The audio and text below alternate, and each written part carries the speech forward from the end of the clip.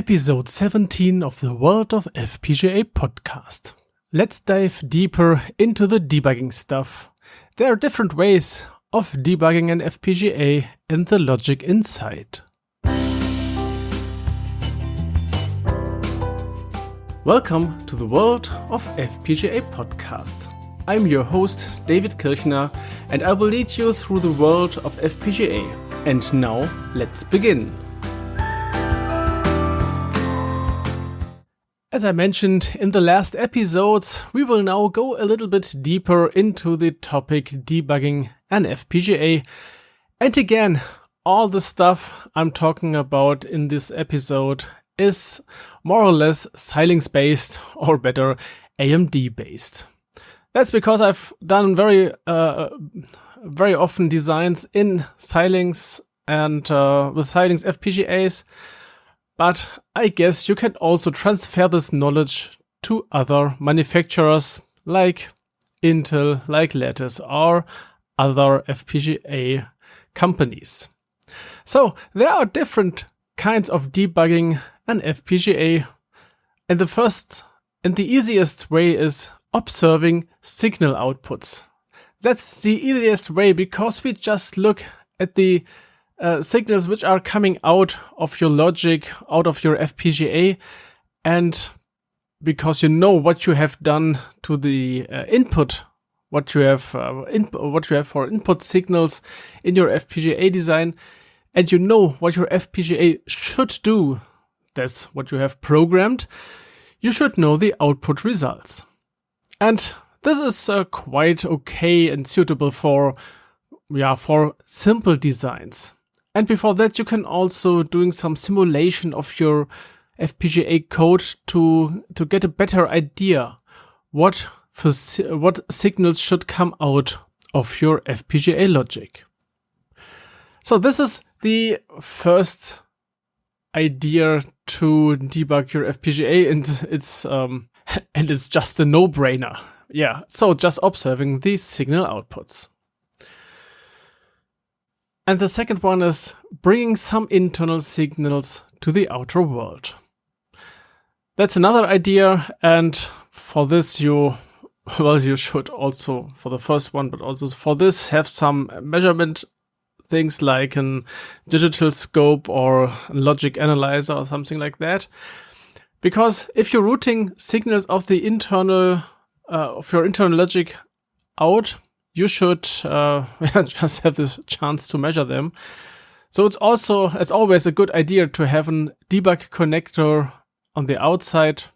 Well, maybe just 8 signals coming out of the FPGA, going to a pin header with some ground and maybe also some voltage, some supply voltage.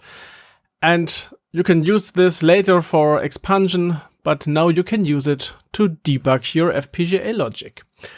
So you're routing special signals you want to analyze just out of your FPGA. And it's a good idea to have some kind of synchronization stage that you have not too long signal traces inside your FPGA from your internal logic to the output pin. So you should have synchronization stage, but it's important to have the correct frequency for this for the flip-flop stage. And then you can connect the signal to the output. And this is quite a good idea if you have some space left on your PCB somewhere in the near to your FPGA, and then choose appropriate signals. And again, first you can doing some simulation and then measure the results against your simulation. Well, that's the second idea how you can debug. And now we are going to another idea to debug signals, and this is completely inside the FPGA. And now we go a little bit deeper into the Xilinx world. So we are using now a debug core, and this is the idea behind this is you have a logic analyzer inside your FPGA. You didn't root out any signals out of your FPGA, you did not observe them with an external device. You have the FPGA. The FPGA has block RAM, and you can use this block RAM together with some logic as integrated logic analyzer. And that's also the name of the core from Xilinx. It's the ELA core, the integrated logic analyzer. So this logic analyzer inside the FPGA can grab internal signals. It uses block RAM to store some periods of the signals. You can have triggers for your edges, or you can trigger for pattern, or you can combine two triggers. So the first signal comes up and the second signal is high, then trigger. And the content of the block RAM, which is storing the result of the analyzer, is transferred via JTAG to your host computer and will be displayed in the Xilinx Vivado development suite. But there is a very big but. But this is not flexible. You have no flexible connections. You have to choose the correct signals, or you have to choose your signals you want to observe to the ELA core. And then you are doing the synthesis and the implementation and the bitstream generation and so on. So it's after all, it is part of your bitstream. So if you have the idea to bring this to your customers, maybe you should deactivate the cores and doing again all the implementation stuff. And if you choose too big storage, then you will get timing problems, because the block RAMs are located all over the FPGA, and the ELA logic has to connect all of them together. Yeah, and this ELA block is just dropped into your, for example, in your block design. You can have the system, or what's the name? It's a system ELA. You can just connect to your put into your block design and then connect them, the inputs to your signals. You can also instantiate it as an VHDL module, or you can create a debug core with the help of the constraint file. So there are different ways. However you want to use it, it's always a good idea to have some debug cores while you are creating your firmware. And you can put one or several ELA cores into your FPGA design. They are all connected to a debug hub, and this hub is connected automatically to the JTAG port to get the signals out of the FPGA. I have some important news. You should use, or you must use, the correct clock signals for your ELA core. So the right clock signals of your signals should be the clock signal also of the ELA core. If you do not this, you will get some timing problems later on. You should, and I have said this, you should choose the right amount of memory. If you have too much memory, the design will be too big. Maybe it could not fit into your FPGA if it's too big. And the third one is have not too much and not too little ELA blocks in your design while you are debugging. And now I have for this ELA blocks one special case. Sometimes it is necessary to measure a signal at a start condition.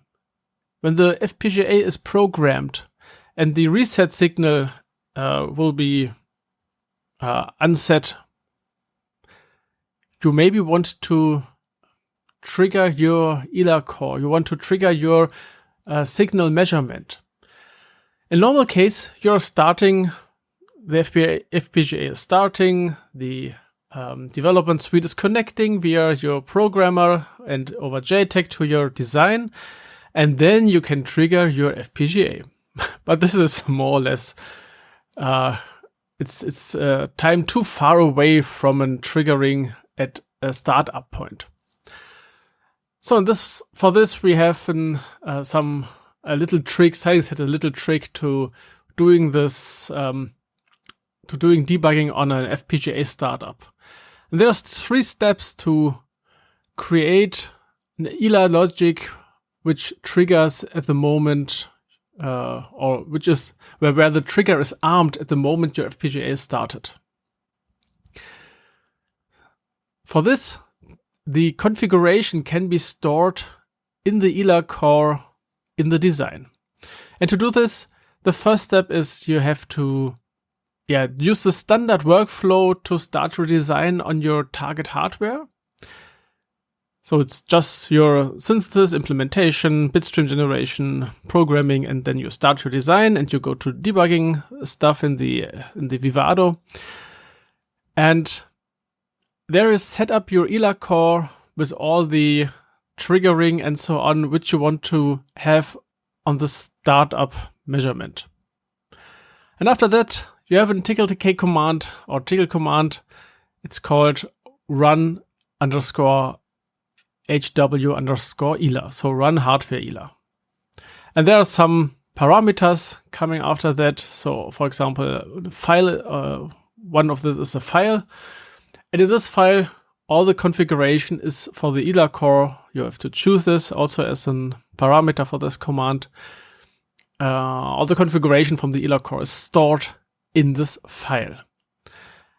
And now you take this file, and in the second step, you open the last design checkpoint. So after rooting, after everything is done, there is a checkpoint file with the file extension DCP. And you open it.